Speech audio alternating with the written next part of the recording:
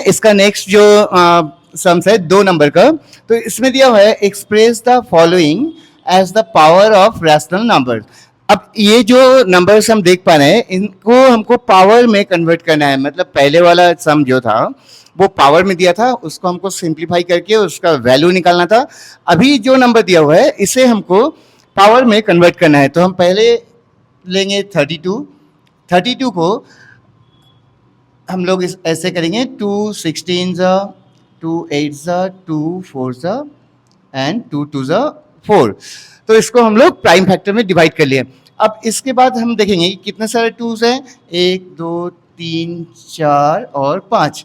तो हम लिख देंगे इसको 2 के पावर हो जाएगा 5। So the answer is 2 to the power 5। तो क्या करना है हमें, हमको जो भी नंबर मिलेगा उस नंबर को प्राइम फैक्टर में डिवाइड करना है, फैक्टर निकालना है उसका, और उस फैक्टर को हम पावर के हिसाब से लिख सकते हैं। ओके, अब देखते हैं बी का। बी में भी सेम है, -8/27।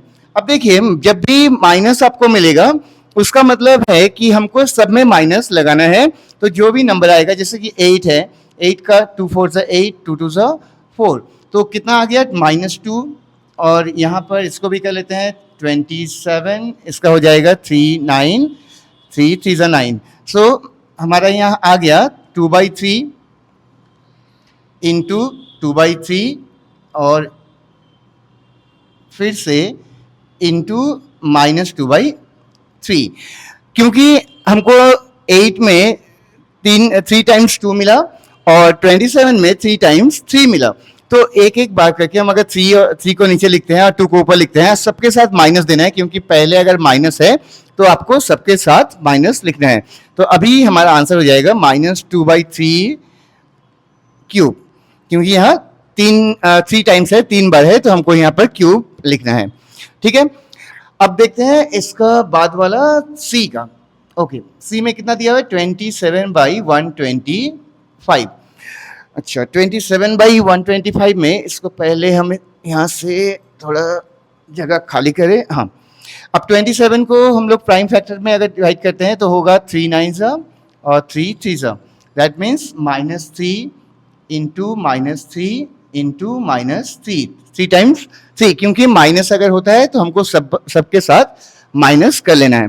अब आया 125 को क्या करेंगे, 5 यहाँ पर 25, यहाँ 5 5 25, तो कितना होगा 5, यहाँ भी 5, यहाँ भी 5। अब सबको हम लोग लिख देंगे ब्रैकेट में।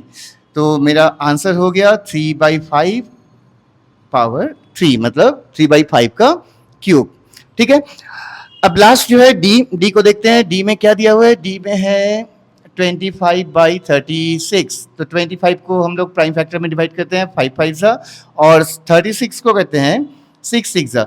तो अब देखिए अभी क्या है कि हम लोग इसको प्राइम फैक्टर में डिवाइड नहीं किए। 6 को हम लोग ऐसे भी कर सकते थे कि 36 को 2 से 18, 2 से 9, फिर 2 से 3 से 3।